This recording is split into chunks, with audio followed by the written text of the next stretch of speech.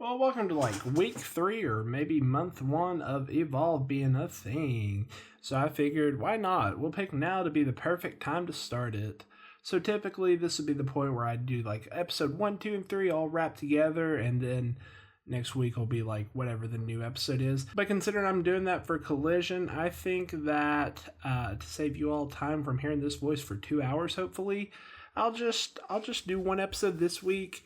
And then maybe next week will be the one where we do 2 episodes so we can get caught up and we'll go from there. All right. So the show starts off with a talent just circled around talking and whatnot. HBK gives this rah-rah speech about how historic this show will be for them. He said that he's going to book the show for tonight. Typically, it'll be booked by Ava, but this show is only going to be an hour long. I didn't hear the names that he announced at this time, considering they're new people. I didn't actually know them, but I'll write them down whenever we have the matches. He announced the first match to start off the show in the main event. After this hoorah speech, we see the opening shot of the ring. Peter Rosenberg and Roderick Strong are on commentary, which I could have sworn Roderick Strong works for the competition. Carly Bright and Kendall Gray are in a tag team match against Callie Armstrong and Danny Palmer to start this show off. That's what HBK announced. The thing that I didn't hear. Yeah, you got what I'm saying. Danny and Callie, who are former NCAA athletes, immediately don't get along with each other as Callie tags herself in against Kendall to start it off. Commentary does a great job at hyping up their each individual's history for the person who doesn't know, like me, doesn't know anything about them. Kelly does a great job showing off her confidence, patting her opponent on the head. The other team seems to work well with Carly being the upbeat, not as serious one, maybe a little bit similar to, who was the smiley, Ray, what was her name? She's very smiley and optimistic is what I'm trying to say. They have cards popping up about each performer and their history during the match. I found that kind of cool. Danny and Callie very much so have competitive rivals formula for them being a team together. It's a 20-minute match, which is a crazy amount of time to expect 4 people that are relatively green to do. But you know what? Respect to them for that. Unfortunately, Danny hits a corkscrew moonsault onto her partner. Kendall throws her partner back into the ring to put her in an arm breaker for her submission tap out. I don't understand the psychology of it, but I guess it works. It's okay. I can't wait to see both of these teams break up for different reasons in the storyline, by the way, as the weeks go on. Maybe I said this name wrong. I apologize if I am. Chewy Martinez interviews them where Carly gives a babyface hype cheery promo, oh, she's so happy to be here, that type of thing. And then Kendall says that that's cool and all, but she's doing this so people think of her when they tune in on Wednesdays to the show.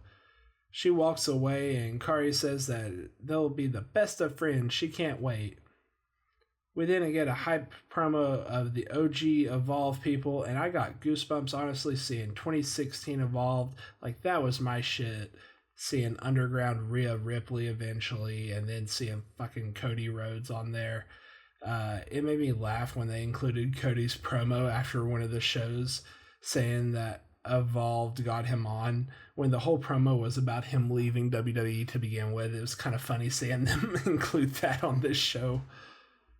Alright, anyways, after this, we get an interview with Jackson Drake, Brad Baylor, and Ricky Smokes. They hop up the main event. Their tag team collective name is Swipe Right, and they're your stereotypical rich guy jocks that think they can get any women type of deal.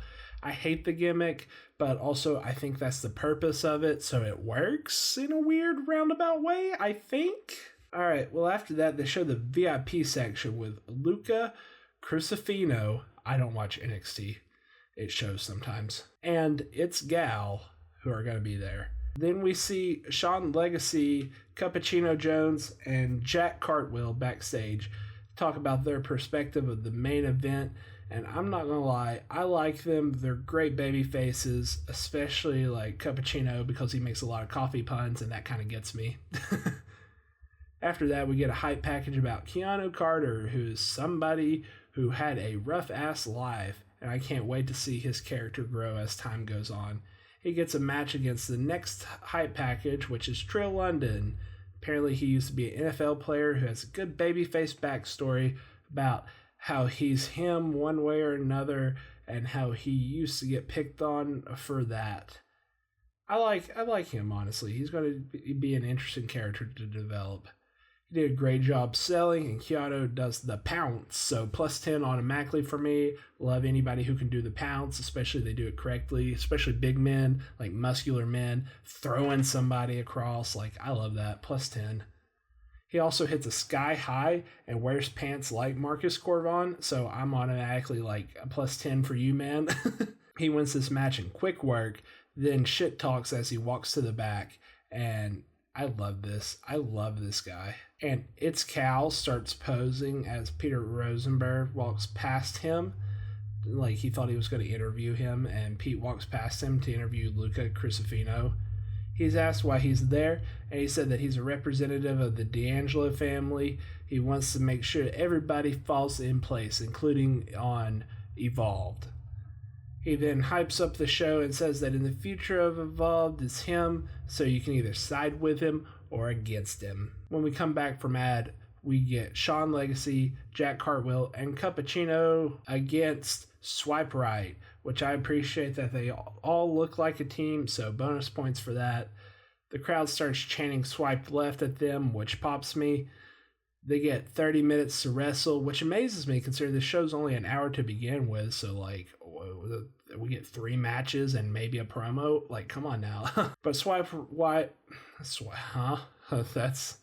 not right. But anyway, Swipe Right ends up losing to the Shambles by Sean Legacy picking up the win. He gives a modified F5 basically, so the guy's like upside down and he gets dumped like a fireman's carry, but for some reason Sean does a neck breaker midair and then drops him off on the same side instead of twisting him. I don't know if that made sense or not, but I thought he was going to do like the torture act because he looks like a very muscular Luger like that. As the show's going off, a girl is backstage demanding to have a match, and it's Callie saying that she needs a match right now, and I presume that that's how episode 2 will start. HBK is talking to Ava to end this show, and he tells her that this is her show, and she can run with it how she sees fit. And she says thank you, and she has some ideas for next week as we end our show with our winners holding their arms high. Yeah, so for this to be like a 5-minute review, it kind of makes sense, you know. This show had like I said, like 4 to 5 matches on it at most, so it kind of makes sense why this was such a short review.